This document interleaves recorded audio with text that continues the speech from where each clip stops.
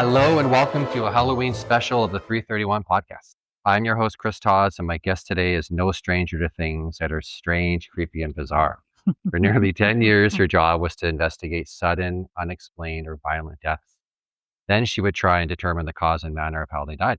Ladies and gentlemen, please welcome former coroner for the BC Coroners Office, Merrily Macintosh. Hi. Merrily, it's so here. good to see you again. Nice to see you too. Thanks for Welcome to the podcast.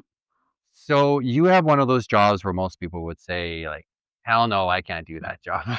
Yeah, I heard that lots. How did you end up becoming a coroner?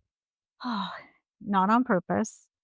I was getting ready to retire from corrections, and I'd worked in corrections from a really young age. And I was young though; I was in my 40s, so I wasn't ready to do nothing. And the universe works in weird ways, and it just popped up in my email, this job opportunity, and I just thought, okay, what the heck, I'll just apply because I, knew about the coroner service and what they did and all those kinds of things, but Right. I never, aspired to be a coroner necessarily. So I applied, and then I just went through the process and got hired. So it was really timely, and it was an interesting segue because um, in BC, you don't need to be a doctor. You can have like three kinds of backgrounds, which is medical, legal, or investigative. So because I was in corrections in different capacities, the legal investigative side sort of got me through the door. Right.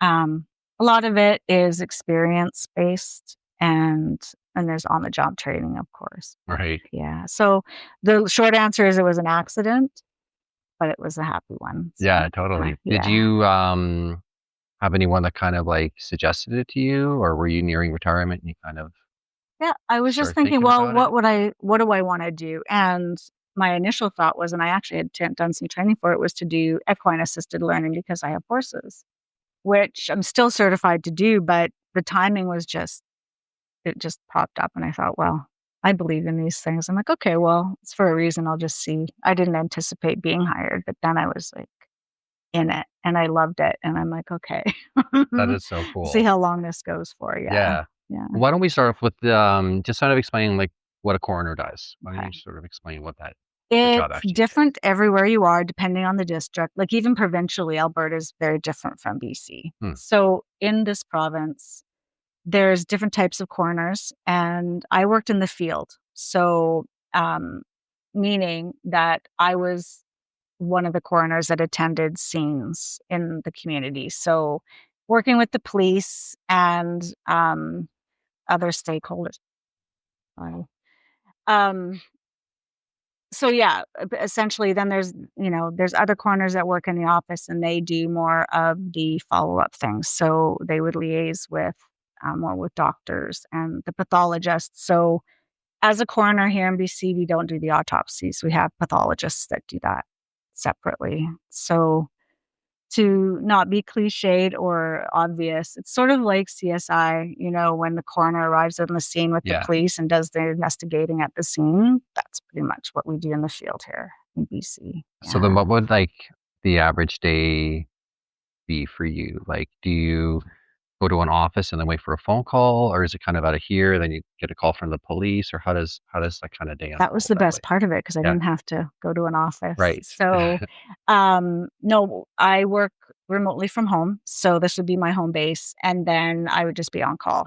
And so when you're on call, it's 24/7 for that period of time changed from a week at a time, 24/7 to 12-hour shifts. So it was Okay. kind of all over the place. It's changed off and on. So most of the time it would be the police calling, paging us out to attend a scene of a death that's anything but natural and expected. Occasionally we would get hospital calls also. So emergency doctors would call to report a death. Sometimes funeral homes, sometimes even people, but most of the time it would be the police that would call us out to a scene. So Okay. various types of like endless types of circumstances. And is there any sort of like, is there an easier part of it? Like, I would imagine like going to a hospital would be a little bit easier. Or, I would say like some of them too. There was some ability to use discretion, because sometimes people will call 911, and you can attest to this too, given your job, but it's just people panic and they just don't know what to do, so they call 911. And oftentimes the police are dispatched to things that are deaths and, that they don't need to attend, but nobody knows that. So as soon as the police get involved with the death, the coroner gets involved. It's just how it goes, whether it's a bona fide coroner case or not. Meaning, sometimes it turns out that it was expected and not surprising, natural, if somebody has terminal illness or they're very elderly and very ill. Um, there's so many moving parts and variables to sort out when you get that call to see if it's something you need to attend. But, most of the time that was where my discretion came in, just because you can get all the information on the phone, but sometimes, your intuition or spidey sense will go off and you say, I'm just going to go because I don't know.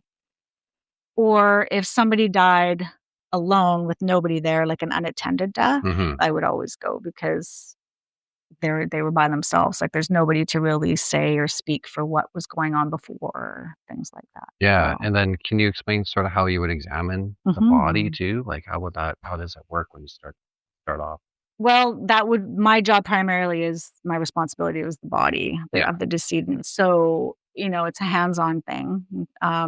We call it a head to toe exam. So it's not just visual, so you get the whole, the scene and the circumstances as well, but it's literally touching from head to toe. You're looking for obvious things that might not just be visual, like, you say neck injuries or bullet wounds or whatever, Mm-hmm. what have you. You can't always tell everything doing that, but that's a good place to start, and that's done on scene before the body is moved very much. We try to do that in situ as much as we can, and yeah, so that's the physical part of it.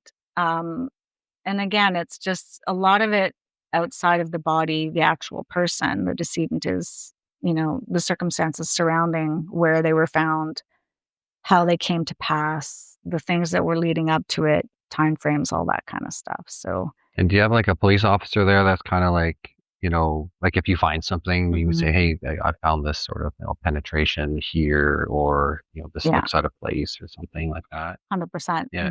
We do very parallel investigations, and our rules they cross over, but they're different. So, a coroner on scene, um, they kind of run the scene as far as the body and the scene goes while they're there.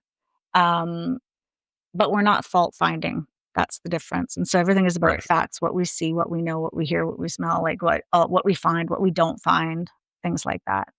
And we do talk, and you would build rapport, and you would, depending on like what police force is there, what faction of the police force is there, is it suspicious, is it not suspicious, that kind of thing. So, and again, it depends on the officers too, like a lot of moving parts there. But yeah, we Yeah. would definitely have like conversations and talk about, and you need to ask a lot of questions, and you get sort of when I would get a page, I would try to get at least a little bit before Mhm. I would go, so I would have a sense of what I was walking into, but you don't always get all the info right till you get Yeah. there. Well, I find like when I deal with police on an unexpected death or some Yeah. kind of a crime scene, it's almost like they are being careful with the sort of information they're giving you because they Mhm. don't want you to maybe get drawn into court over something or kind of come up with your own kind of conclusions and stuff Mhm. like that. So they can be a little cagey, Yeah. right? Yeah. Yeah. Well, and with coroners, I mean, there's memorandums of understanding because we need each other.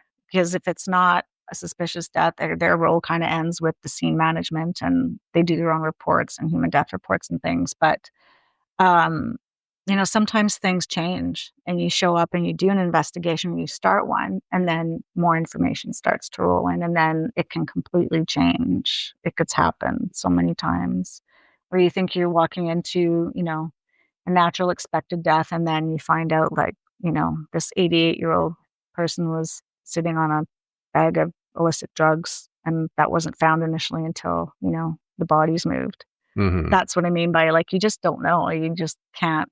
I think my biggest lesson was just, like, not being complacent and never make assumptions because you just don't know, and it's flexible with what is determined in the end. Yeah. You're making me think of a time where I went to a death and he was like 40 Mm-hmm. and it was unclear what happened at first. But then we found, she had hidden like a bag of fentanyl with like a syringe in the bathroom, Mm-hmm. and then that ended up being, what we assumed was the cause of the death because it just seemed so unusual that it Yeah. happened. Mm-hmm. And, she had been sober for like years. Mm. So it was kind of a sad, kind of a thing where that's Yeah. just kind of an example of, we Mm-hmm. sort of discover something later on that kind of is a big piece of the puzzle. But Yeah, and it's a starting point because 40-year-old person that's not ill, yeah. it's like, okay, well, what happened? And it's not always obvious, especially with a drug death, if it's something that's not like laid out in front of you, like paraphernalia and things like that. And it's a starting point for a toxicology screen, and then if it all fits together, like, yes, we found this and this was in her system, then it's reasonable that that's the cause of death. If not, then you would go further and doing more postmortem exams like autopsies and things. But yeah. Yeah. And then do you kind of arrange a time to be a part of the autopsy when that would be something you'd want to do? Like, is that? That's changed over the years. Yeah. When I first started, we did attend them more just for continuity because we were the ones on scene, and then to sort of just, especially if they were police directed ones, like thought to be suspicious deaths. So they're looking for more information in terms of what, like all the things that might have happened to the person before. I've attended them, but that was several years ago. So now that's less often. That's unless there's a specific request, maybe from police to have a certain coroner there or something, because our pathologist is actually part of our organization now. They weren't always. We used to, what's the word I'm looking for? They were done mostly at Royal Columbian. And Okay. so different doctors, pathologists there would work for us doing them. But now, because the pathologist is at Abbotsford Hospital, is actually a designated coroner, we just don't attend them as much. So that sort of went by the wayside. But Hmm. it's nothing you'll ever forget if you actually attend one. So. Yeah. I know sometimes things can be kind of, um, creepy with some scenes. Is there anything that comes to mind for Oh my one of your goodness. creepiest Well, calls that you went to? in terms of grossness? Or That's kind just of the like second question I strange? had. It was like, Okay. creepy would just be like, I don't know, just Creepiest. really strange. Like for Mhm, me, mhm, like suicides are really creepy. They just have a creepy aura to them. And just sometimes the mhm. environment that you find people in can be just kind of spooky and weird. Is there anything that comes to mind? Well, there was That? one that was super strange that Yeah. I was actually thinking about, 'cause there's just literally thousands. I was trying to rack my brain because it's I mean, as you know too, it's like when you're people just places and circumstances under which people pass is just you can't it's the stuff fiction's made of, sometimes you Hmm. would think, and it's just so strange. But I was called to a scene in Maple Ridge. This was years ago, and it was an outdoor scene. It was a blueberry farm, and this a woman was found there by the one of the workers in the morning. Um, she wasn't fully clad, so she had like I think just a summer dress on, and her shoes were over here, and her underwear was over here, and we're like, well, this could be a million different Hmm. things. Um, and no witnesses that we knew of at that time. So everybody was on board, like all major crimes and like corner, like everybody was there. We're trying to determine. Um, and so again, your mind goes to, oh well, did somebody attack her? Was she sexually assaulted? Hmm. Was she brought here, or was she here? It was kind of like, where did she come from? So when I got there initially, and we're in the wilderness there, it's kind of rural. Blueberry farm. Yeah, Yeah. and it was So, big. It yeah. was a vast, farm. It was semi-public, like, people could come and pick berries and Okay. stuff, and, it turns out that she had been there the day before. Earlier in the day, she was there just to be at the blueberry farm. Um, but her wounds were very gruesome, and it looked, at first glance, to me like she might have been attacked by a bear, Oh, okay. because the claw marks, and that when we moved her and, um did a full head to toe examination. And then, we found, then with that in mind, we sort of searched the area a little bit more, and there was pails over here and there was feces over there. So it kind Mm. of fit. So then, we did our thing at the scene, and there was an autopsy done, and there were tests done, and et cetera, et cetera. And months went by. There was some information that came in after, like she was estranged from a partner, and there was some question about, well, they were fighting. Was there some involvement with him? Like, was it that kind of a thing? Or it was just odd. It turns out that they ended up doing a DNA test on the wounds, and it was actually a canine injury Oh, a dog. or a wolf or something, Crazy. or a coyote, whatever. I don't know. But the wounds were so deep and so awful that I was shocked, to be honest with you. I'm like, wow, Yeah. because that's not typical for No. like a plain Jane dog, right? So whether it was, a wild dog or a rabid dog, or who knows? I mean, we don't know. But that was essentially, she had, multiple like horrible injuries that were caused by, she was attacked by some sort of a canine, Yeah, and wow, she that's so bled weird. out, and You said there was yeah. a pail and Yeah, but feces? there was pails, I think, around from people picking, and so Oh, whatever animal it was, like, it felt like, they were eating and maybe vomiting or laying feces or whatever, but it didn't look, it was hard to tell. I mean, scat is very obvious. I right. didn't see that necessarily, but I thought, "These wounds are so big and so deep."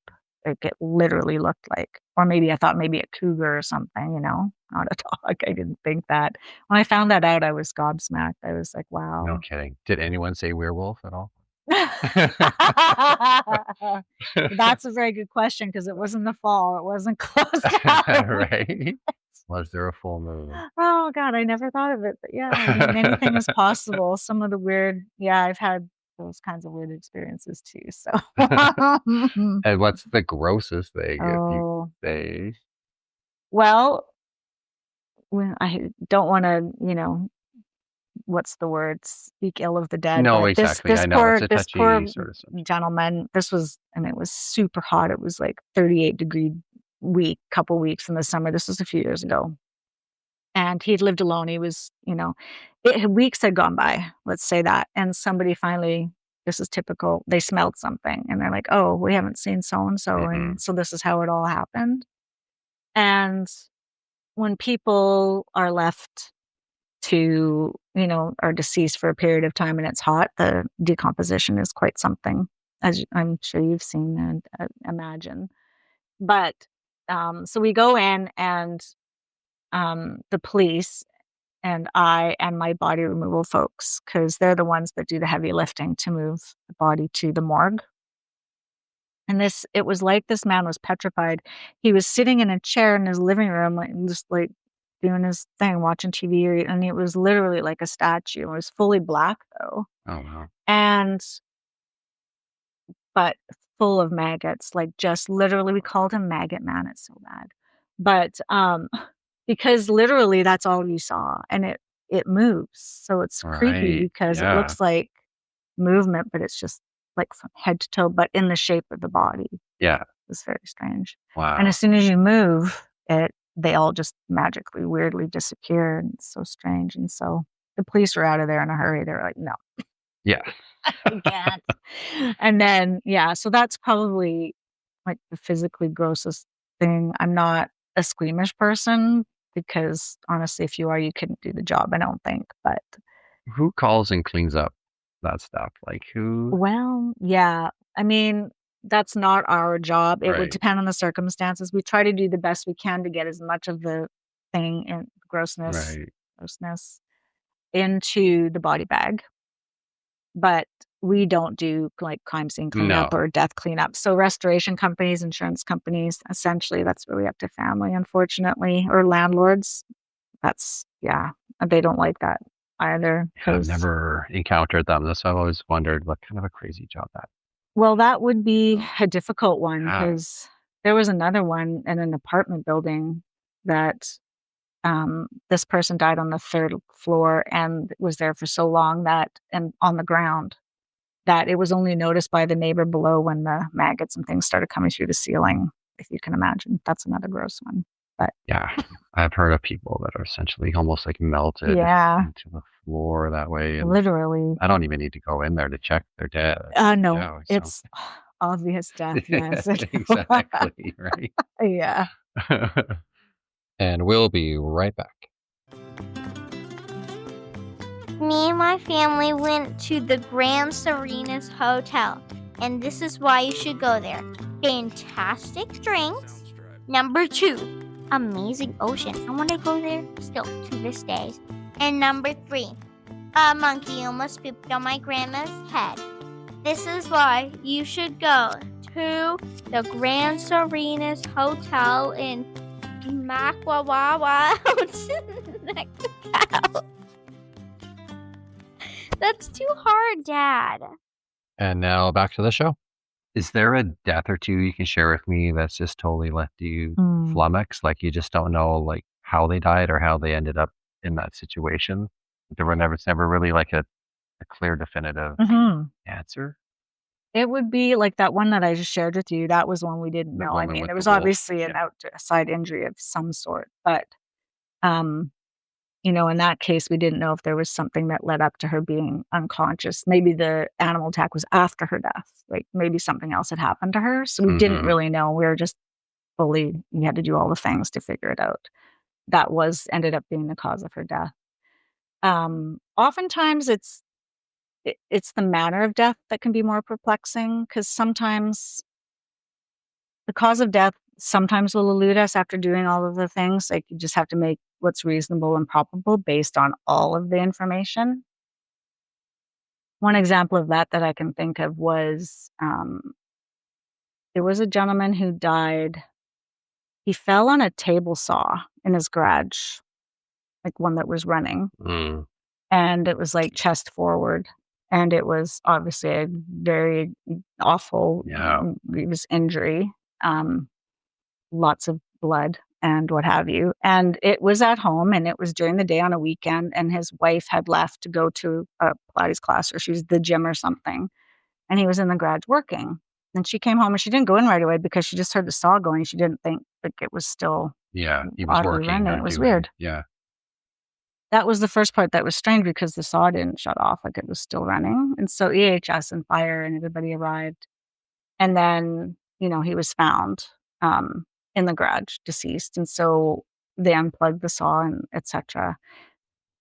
I mean, I'm not a tooly kind of a person, but what we were talking at the scene and everything, we're like, why didn't it just shut off? Because obvious injury, like he was like it was awful, nearly in half from the torso because the saw was huge. Oh, okay. I was And thinking it was sort of a smaller one. no, This it was is like really a big one. big Oh, wow. Okay. round, Yeah. whatever he was doing. And the way he had fallen, it was his position from that. Like there was a lot of discussion about, well, how was that possible? And was anybody else here? And why didn't it turn off? And all of that kind of stuff. Because a lot of them have like an automatic, when they hit something, they just stop, right? So there was a lot of that. And then I guess when his wife came home, there was a lot of discussion. Like he was very depressed, and he had made attempts of suicide in the past, and he had articulated in the weeks or leading up to it that he was not doing well, and they were struggling. And so then all of a sudden it's like, okay, could this have possibly been a suicide? Not your typical way to, like, good Lord, that would be incredibly painful. And if you didn't do it, sounds so morbid, but correctly, what you would have to deal with. Right. And then, or was it accidental? Did he trip on a cord? Did he just, or was there some other person involved that was here that she wasn't aware of, that, like, it was just all of these things. It was so strange. So the cause of death was pretty obvious, but we ended up, I believe, at the end of it with it took some time. We just left it undetermined in terms of the manner. Okay. You still didn't know if it was accidental. Because we didn't have anything obvious. Like there was no suicide note. He hadn't said that morning, oh, geez, please don't go. I'm feeling like it. There was no, quite oftentimes people will take pills or drink or something prior to doing something because so that they go forward with it and that kind of, none of that. Yeah, and no direct threats. Like there was another person involved, I think, another third party that was sort of questioned, and it was just, at the end of the police investigation and our investigation, it just couldn't be determined, so we let it be. We left it as undetermined. Mm-hmm. That one still was very strange to me. I'm like, I don't know. Yeah. Is there anyone that, because I've had a few calls where the behavior of Mhm. the people that find them is weird. Oh, yes. That kind of adds to Mhm. the death. Mhm. Like, is there anything that Mhm. like a call that you went to that's sort of like that? It's just like how they're behaving over the person's death isn't normal. Yes. Yeah. I mean, that's the thing too, is like everybody in emergency situations and can respond differently. And honestly, you can make your best guess about how you might respond about it, and then it happens to you, and it's like, oh, So I always try to keep that in mind when I go to scenes, and police have a different job than I do, and so they're like, "Oh, he's acting really weird and sketchy," and I'm like, "Okay, well, we'll just let's see. I'll ask some questions, and I'll use my women's intuition, and we'll Mm-hmm. see what comes up." I consider myself pretty perceptive about those things, I guess, but most of the time it was just people would be obviously what you would expect, and Yeah. then other times people were very stoic, or some people will laugh, and some people they just can't control how it's coming out, and it's all emotion or no emotion.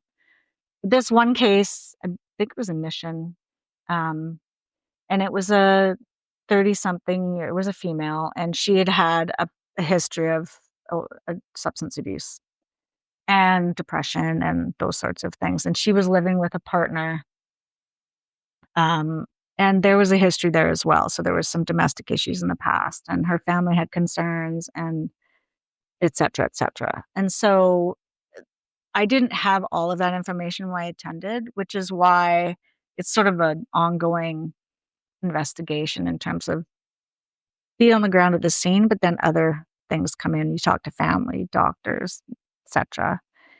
And at the scene, there was signs of possible drug use. There was pills, and there were, other things that were paraphernalia. But the partner was very obtrusive. He wouldn't listen to the police in terms of staying out of the room. He was Mm. always wanting to be right there when I was doing what I was doing. And she was in full rigor pretty much, which it takes some time. And so I'm like, why is this just being reported now? Like, how is it that this much time went by if those sorts of questions, right? So I shared those with police, and of course he's around, and I'm like, this is, you need to figure this out. Um, And when they're in full rigor, it's really hard to assess physical injuries sometimes, or like bruising takes time sometimes. Mm-hmm. So the way she was sort of found, I couldn't move or manipulate her neck. Like I couldn't really tell, but there was some redness around there. And I'm like, well, it could have been positional. I wasn't sure. Right. So I'm like, these are my thoughts right now. I'm not trying to throw anybody under the bus, but let's just keep it in our mind, right? Right. And I'm saying this with police, counting pills, there was some, no, it was a note per se, but there was some indication she had spoken to family or something, and there was some thought about, well, maybe it was intentional. Um, so off to the morgue. We did a toxicology screen, and there was stuff in her system, which was reasonable. Then the funeral home called because now she's out of rigor, and now they're manipulating her, and they thought her neck was broken. Mm. And I'm like, oh, well, because you can't always tell by just Yeah. feeling, Yeah. right? So I went with another coroner. Actually, we both went just so we could have, like, more than one person, because then this other person's more Yeah. I guess objective. she would see something maybe you didn't see, Right. or just something, Yeah. she wasn't there, so maybe she sees Yeah. something. Just do this. Yeah. Tell me what you feel. Yeah. Right. Right. Yeah. And good for the funeral home, because you don't always know. Like there is follow up. Sometimes I'll call and they're like, oh, this injury doesn't look consistent with a natural death. I'm like, okay. But yeah, her neck was very fluid, and but neither one of us thought that she had a broken neck or anything. It was just because now she was coming out of rigor and there was no obvious injury. It still seemed positional. There was no ligature mark or anything like that per se. So we did rule that death as it was a substance abuse overdose, but I don't know if we deemed it a suicide or just undetermined with manner. I'm not sure. I don't recall. But one of those, again, it's just like there was nothing. And I thought, Lord, please let me get this right, because if this guy like admits like in a month that he did, it was going to be tricky. But it just you do the best job you can. we can only do with what we know in the Yeah. moment, and the police they did their job, and they couldn't find anything obvious, and there were no witness statements saying, there was the scene looked. My only question that remained was that with that was like, why did it take so long for it to be reported? Like, 'cause she'd obviously been there for at least 12 hours, and he said he saw her the night before, which didn't make sense to me. But he was also sort of a user, so I'm like, well, maybe he just literally has his times wrong, which happens, Yeah, I had almost the exact same call Oh, yeah? like 2 weeks ago. Oh my god. And Hope it wasn't the same person, the guy. Oh my god. No, but it's kind of weird that, I wonder how many times that plays out. But I mean, her behavior was so weird. And then when I just sort of mentioned that, because same thing, she was sticking really close to me, and she wasn't bothered by seeing him dead, and he just seemed so weird. I was like, what took you so long to call? And then she just said, like, what, you think I killed him? And I'm like, well, Oh, wow. you know That's what I very mean? Yeah, you know what I mean? She was just like picking that up, and I wasn't really thinking it, to be honest. I was just sort of questioning the timing of it all, because it was just bizarre. Like when you think about how, like, people would normally react to seeing somebody, or, not, talking to someone for a long time, and then all of a sudden, and then they're just calm, crying or anything, Well, just bizarre, it like, is. so, Catches you off guard. I just mentioned that to the police, right? It's weird. Something weird about this call. It's not normal. Yeah. And they're like, we know this house. Okay, yeah, interesting. there you go. So that's all it means. Yeah, that's all you Because should it's say. It only only a just few- happened. Yeah, exactly. So, But that's why there's a collaboration, and I think that's important, because then you have different eyes and ears, and people recall different things, and they can ask different questions. And as an emergency medicine person, a paramedic, and it's like we very rarely see each other, it seems, because you guys are usually gone, and I'm like the last first responder. That's what we kind of referred to ourselves as, because we were, but we weren't, because we, sure. sometimes and the police would often share what your impressions were on scene, and which was valid and very helpful sometimes, because it's like, oh yeah, but they're right. Like, this doesn't make, like, it's odd to me too. I don't know. And police get very hung up on, like, and not in a bad way. It's a good question. Like, time and death is not a perfect science. There's many things that factor into that. Heat, temperature, was it moved? Was it not moved? Were there people around? Was she clad? Were there, like, all the things, right? You can just give them a baseline of a time frame. Sometimes it was blatantly like didn't fit, but then you have to consider who's giving you the information. Yeah, right? There's a lot of times I've wanted to meet the coroner, like, ask questions, like, because, like, a lot of times, we just want to bounce after. Like, if it's like we've worked the arrest and, the police aren't there, we have to just hang out there, So sometimes it can be a lot of time. Yeah. And then the family can be really distraught. So it seems like it's like a lot of time that feels like a lot of time. The police going to hear. So when they finally get there, we do a report and we just want to go. Yeah, well, no kidding. Yes. Yeah. But you probably want to know the end of it too. Sometimes it's like I can imagine from that standpoint, because that's where working in the same city is helpful, because you can kind of touch base with maybe a police officer later on and say, hey, did you find out anything about that you went to? And then they will usually remember it too, right? Well, if you do it long enough, you get to know people. Oh, for like sure. all the people that are doing and you do have these relationships with first responders, and you do have those conversations, because there's a lot of waiting for all of us, right? I mean, it's just gotta have the patience to be at the scene. I call it kind of like trauma bonding. Yeah, it's such a unique world. Well, you guys have to go and too. Still help other people. I mean, there's a lot of waiting, because we're waiting for body removal and things, and police to do their thing. We have to sort of time, and then there's been days where I've had one after the other, and you're just trying to get to all the places, right? A lot of driving in the Lower Mainland. Yeah, I was going to ask you about that, actually. Like, one of the craziest days I've ever done was the heat dome Oh, day. Were you goodness. working on that Oh, day? yeah, we were working that whole Oh, time. That was something else. right? We had I mean, it was all hands on deck, obviously, for Yeah. all of us, but there were so many I remember working days just, like because we couldn't get to scenes, because we couldn't keep up. No. 'Cause, we'd hang up, then we'd get another one, and we were Yeah. all, like, sharing the on-call because and we would, like, just you guys would have to go to the next scene, and then, we were trying to catch up for days, trying to move people from their homes to morgues and hospitals and things like that, it was endless, which wasn't typical, that was really odd because we literally had to really pick and choose, like, if somebody really needs to attend this, it needs to be a certain we need to get as much as we Mhm. can, we just couldn't keep up. Yeah, like, There 'cause was, my like, shift 800 started deaths or oh, yeah. something in, like, I know, a I week, it think was, yeah. like, silly. Yeah. Like, my shift started at 7 in the morning, Mhm. and I remember first call I got dispatched to was, like, Mhm. just a routine call. It was Mhm. just, like, abdominal pain or something. I only made it maybe 2 minutes down the road, Oh, wow. and then instantly the call got taken off the screen, and I got put on, like, a purple, cardiac arrest. Okay. And then there's, like, 3 dispatch channels in the Lower Mainland. So I work on Okay. what's called Channel 1, which is a big channel, like, from West Vancouver all the way to Maple Ridge, and Oh, kinda wow, okay. stretches that sorta north side, Busy.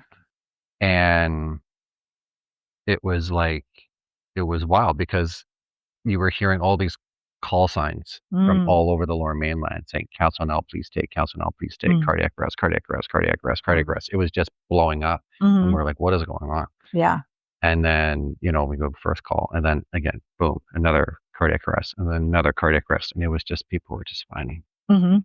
their loved ones dead, like, I all know. over the city. It was incredible, And then, it wasn't all like that, but I know one, 49 Alpha 1, which is the Surrey ALS car, Okay. did 16 Mm. cardiac arrest that, and Well, that then was the thing, I mean, you knew it was hot, I mean, it was, like, yeah, 45 degrees for, like, endless days, yeah, and I mean and you're going and you're working in these and, like, all the things mhm, going into these environments, whether it's in a home or whatever, and it was incredibly tragic too because we would be finding people with their fridges open, like, mhm, dying, right, yes, like, or fans broken or air yeah, conditioning not working yeah, or, um, like, just endless amounts of them, and it took us about 2 weeks, I would say, to finally catch up just entering the cases, and it was just oh, okay, not yeah, even, like, yeah, like, just getting them into the system.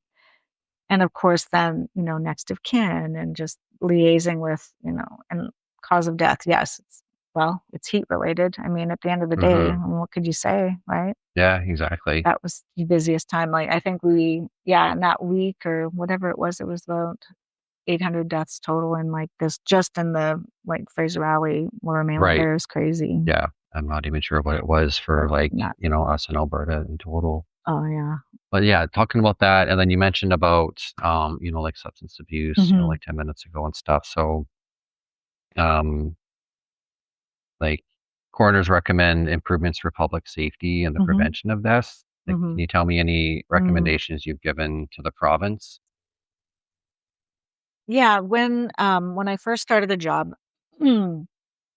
um, I would do the whole job, meaning I would work in the field and attend to death and, like, see it from start to finish. So I would do the follow-up with the family, do the follow-up with the doctors, do the follow-up with like, all of things all the way through, read hospital things if it was hospital death charting, and then write a report if it was not necessary, a coroner's report. That has changed, the service delivery has changed over the year. So I've made a few recommendations, but they're not as usual as people think. They're very rare, honestly. And they usually come after it's a long process because, again, we're not fault finding. And so it has to be based on all of this information and how can we improve um, going forward. So I think the one that comes to mind, I've made a few, and it's part of the coroner's report, which can honestly, it takes a lot of time sometimes to finally get to that point. Sadly, years sometimes, depending on how long it takes to get postmortem exams completed and stuff. Is that based on how many people have died from that one thing? It can. Um, the one that came to the one I'm thinking about was it was a care home. And so the circumstances around this death it was a multiple fall situation. And so specifically where it happened, I mean, this was something like similar situations and deaths had occurred in the same place over a period of time. And so I looked at, like, have people passed under similar circumstances? What is the age group? What's the time frame? Were there similar things going on that could be different? So then you're looking at, health authority recommendations and regulations and how are their protocols set out. And so it was sort of just making a recommendation about the staff in that situation at those particular places, attending to them differently and being more, what's the word? Not quick, but more expeditious, I guess, and sort of looking for a solution before there was like 12 falls in the same circumstance. Yeah. Like, can there be safety protocols? Like, can there be different reporting protocols so that these things are brought to the attention of, because it's a health care issue, like, again, which is, our province is not alone in having them, but we do have them, like staffing issues and supervision issues. Yeah. And, it's, some people are more ambulatory than others and they're more mobile and some aren't. And so I made a couple recommendations about and they were accepted. And it was like a liaison between the chief coroner has to approve them. And so it's a whole process. And then it goes back to like, there's conversations between the different stakeholders and involved, because it's not about pointing fingers, even though sometimes that's maybe relevant or appropriate. But essentially, the whole point of that is to save people from dying or being injured under similar circumstances. Yeah, I do that on like a miniature scale where I'll go to a fall and they've been weak for a while. Then I just did this like 4 days ago. I just took a walk around the house and I just started looking at things, and I just, said to the wife, like, so just a couple things, like, you could do a seat riser on the toilet to help them getting up, maybe a couple bars beside that, maybe a bar on the bed, help them get out of bed. A lot of people fall in the middle of the night, the blood pressure drops, they collapse. So that might help him. You know what I mean? Yeah. And does he have a lifeline? No, that would really help. Like, so those kinds of things, because we see so many, accidents. And so we sort of end up becoming like preventers. You can kind of see things, that are going to help. Right. So, wait. Yeah. Well, that's it. It's about trying to be, it's not a blame game. I mean, it's just about trying to support people and supporting others and you're also still dealing with people who can be stubborn and don't want help too. So, I mean, there's always those sort of, factors to For sure. consider as well. I find that's a really disarming thing I can do is I'll just call people out on their stubbornness and they usually laugh about it. And the family will laugh as well. Yeah. Because you can just see it. Oh, 100%. Right? Yeah. And you kind of come at it from a different angle and sort of bringing different personalities into the fold, right? Yeah. So, but I'm curious about, like, with the fentanyl crisis going on, it's been so long now and all that sort of thing. Did you do anything with the province? So your 2 cents on that, sort of recommendations on maybe, besides harm reduction, anything else? It's a little more. Well, Plus. it's a huge problem here. I mean, the opioid crisis and the drug deaths, I mean, has been never ending. And it really, when certain things became legalized, of course, there's shifts there. And I don't know if you've seen it, but attending scenes and, sort of things have to pivot in terms of what we can and can't do at scenes in terms of seizing illicit drugs, and the police can only do so much and we can only do so much. And it's like, it's trickier, so I don't think that in my personal opinion, is the legalization of these things is not a good thing because it really hasn't changed the numbers.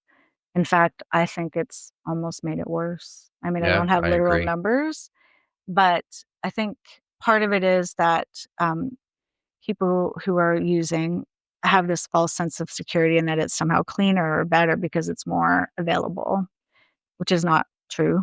And then the leaving of the drugs at places where more than one person is, and then you're leaving it there and then you're coming back shortly thereafter to deal with yet another incident because the same drugs were being used by other drug Yeah. users, right? So I think those things are just things that weren't anticipated or maybe fully thought about Yeah. before these decisions were made. It's an epidemic. It's really sad, and there's so many drug deaths, and a lot of them could be preventable if different things were in place, but that's a whole other conversation about what we would do about it. I mean, Lord, it's I know. I was such an just intense curious. problem. Like the attorney general for our province quit a couple of years ago Mm. because her recommendations weren't being Yeah, implemented, and she was Mhm. just like, like I got to step away because this isn't frustrating. good for my mental health anymore. Well, yeah. And I'm going to do something else, sort of Mhm. a thing. It's such a political issue. It's such a hot thing, right? It's a hot topic, and Yeah, people have very different viewpoints about it. And I can have compassion for those that are struggling with substance abuse for sure. Like I can see that, and I've spoken to many, and you have too, I'm sure, like people that are on scene, and it's yeah, just. And they also think, with the ability to use like Narcan and naloxone, and like, oh, it's fine, I'll just give them, and then there's that false sense of security. It's like, well, no, it's not always gonna work, right? yeah, So those sort of things are not something that people that are making these decisions are thinking about, and they're basing things, I think, on political notions, let's say. yeah, yeah. I know. I just thought because of so many, deaths that you would have Mhm. to go to with the Yeah, overdoses, that you was so like many. put in something. That's my 2 cents on it. Like, Mhm. um, I don't know that. Yeah, that's a tricky one with recommendations because yeah, it's sort of a legal issue. It's yeah, not really a policy issue. I mean, it would depend on if somebody died in like a rehab. Like there's specific designated units, and like that would be a different investigation if it were under those circumstances, or in prisons, like in custody deaths, which I also dealt with, obviously. Different things would be looked at in a different way just because of other protocols and legalities that are around that. hmm But as a whole in the province, like I think, and we're also on the coast, so there's all the things that are coming in and out of the of country. And course. I mean, my Yeah, goodness, we could go on and on about how this all starts and where yeah, does it end, yeah. you know? No, for sure. Yeah. Um, Dealing with everything when you were a coroner, Hmm. what were some tools that you did to like wind down and unplug? And I mean, obviously your Mm. space here is just beautiful, so Aw, probably creating a thank you. beautiful home to come back to is Hmm. probably something you've done. But is there anything else that you did? Yeah, and that's a great question. Yes, the quiet and the peace here is like I'm so lucky because I live semi-rurally and it is peaceful. Being outside, like Hmm I'm out. I often joke because I would live in a treehouse if I could. Like I just love being outside. I just, feet on the ground, bare feet, just the sun, like just nature, and hmm animals are a big part of it. I have horses, as you see. They're very healing and therapeutic, and just, I think over time and just my biggest thing that I've learned, I guess, is just to let it out and find those moments. And mostly it's when you're alone because it's not stuff that a lot of people want to hear or that you can share. There's things you and privacy and confidentiality too. Like you have to, I write, like I journal. And it's just sort of if there's something I need to, but I did a lot of crying in my car by myself driving. I mean, just because I spent a lot of time in my car driving, and it was those times where then you would have a Yeah. chance to just sort of decompress and in balance. Like I have very good friends and my family and I are close, and so spending just time, and it sounds cliched, and we say it to ourselves all the time, like, "You live your life like it was the last day, because you never know, you're not promised hmm tomorrow," but it's literally true. We know that. But to really live like that has been something that, especially now that I'm retired, is just sort of like, okay, well, what does that look like or feel like? You know, Right. I like mean, active, walking, being like just sort of, but the biggest thing I would say is to not stuff it and to let it out somehow. yeah, we Because, have a critical incident stress number. We have other sorts of counselors to talk to. And mhm. did you guys have that too? Not for a really long time, but Okay. I think that over time it became something that especially after the heat dome, because that was just, we were all run ragged. And so there is those supports are in place. The Coroner Service is a really small organization. Like, it's not that big. People think it's not. It's only like a few hundred people all in total. So we leaned on each other quite a lot. But yes, now those post-traumatic stress and critical incident stress supports are in place to some degree. That came with time. So I never took part in it through the Coroner Service. I did it on my own. I had PTSD. I have a diagnosis of that just because, eventually that just became something I had to deal with. But yeah, it's good to have those sorts of supports in place through your workplace. But if that's not the case, then certainly I think it's really important for people that, especially our first responders, are working difficult jobs, to make sure that they have somebody they can go to, Yeah, you build in on some way. that resiliency by taking care of yourself. You've probably dealt with that, really well to become now like a counselor too, where you sort of almost like you kind of pay it forward in a way, like as you're not just like, read a book on it with the life, right? So you kind of have some validation there too. It's a unique perspective. Yeah. I mean, and you have that too.